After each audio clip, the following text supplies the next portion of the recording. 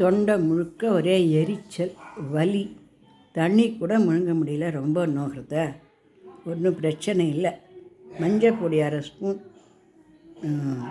கல் உப்பு 1/2 ஸ்பூன் போட்டு ஒரு 1/2 டம்ளர் தண்ணியில் வார்ம் வாட்டரில் நல்லா கரைச்சி தொண்டை வரைக்கும் குத்தி தொண்டையில் அந்த புண்ணு மேலே அந்த மஞ்சளும் உப்பு படணும். அந்த மாதிரி வச்சு ஒரு 5 நிமிஷம் வச்சுட்டு அப்புறம் கொப்பளிச்சிடணும். அப்புறம் தண்ணியோ வாட்டரோ எதுவுமே ஒரு 1/2 மணி நேரம் சாப்பிடக்கூடாது.